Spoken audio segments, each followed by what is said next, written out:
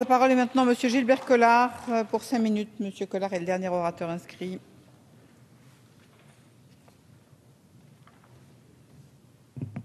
Madame la Présidente, Monsieur le Ministre, oui à la paix de l'histoire, mais pas à la paix de l'histoire dans l'iniquité.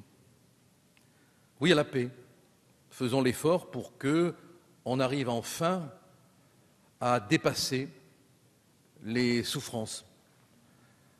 Seulement, pour qu'on arrive à la paix de l'histoire, il ne faut pas que nous ayons à cette tribune des fantômes cliquetant d'une idéologie qui fait résonner les mots nostalgie comme si c'était un péché, alors qu'étymologiquement le mot veut dire mal du pays.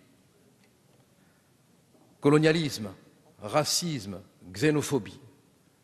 Comment peut-on faire la paix de l'histoire quand un orateur vient à cette tribune évoquer ce passé en parlant des ex-colons? Mais ces ex-colons, ils étaient la France. Ils étaient la France de Mendès. Ils étaient la France de Mitterrand. Ils étaient, pendant 135 ans, la France. Et ils ont droit, au moins, même si on aime Karl Marx, on ne peut pas empêcher les gens d'être modernes, à un peu de respect. Un peu de respect. Ils n'étaient pas des xénophobes, ils n'étaient pas des racistes, ils n'étaient pas des colonialistes, ils étaient là parce qu'ils étaient la France. Et l'histoire, après, a décidé, et on doit la prendre dans sa totalité, avec le respect pour les uns, le respect pour les autres. Mais on n'aura jamais la paix de l'histoire si on n'obtient pas la réciprocité. Or, on ne l'a pas. Chaque fois qu'on fait des demandes d'information, on se heurte à l'obstruction du gouvernement algérien. Ce n'est pas possible. Il faut savoir obtenir les informations nécessaires pour que nos rapatriés, nos harkis, qui souffrent parce qu'ils sont orphelins du soleil de leur naissance, et chacun d'entre nous peut le comprendre, chacun d'entre nous peut le ressentir sans pour autant jeter l'opprobre. Ils ont droit à réparation.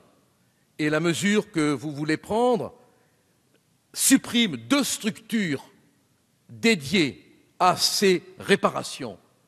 Et c'est comme une manière technique, législative, de se détourner d'eux, encore une fois, et ce n'est pas acceptable. 8,4 milliards d'euros sont encore en attente d'être réglés.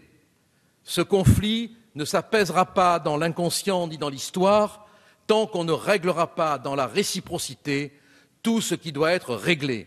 Sinon, on n'a qu'à bloquer la mécanique des accords d'Évian. Si l'Algérie n'accepte pas de jouer le jeu, pourquoi devrait-on le jouer? Il y a ici la nécessité, et on est d'accord. Qui ne serait pas d'accord pour entrer dans le mouvement de l'histoire? Les rapatriés l'ont compris, les harkis l'ont compris, même si dans le silence de leur soirée, ils pleurent sur une histoire révolue, mais vers laquelle ils ne veulent pas se tourner pour la reconstruire.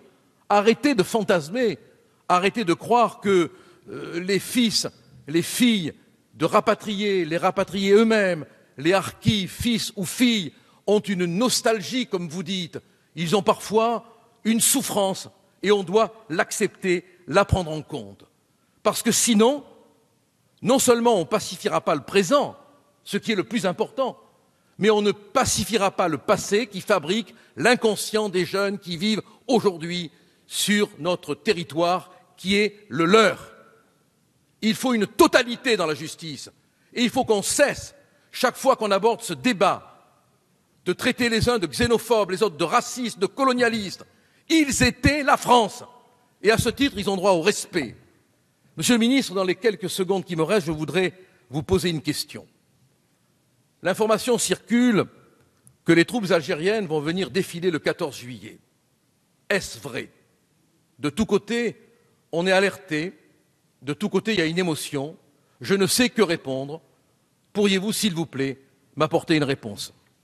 Merci, monsieur.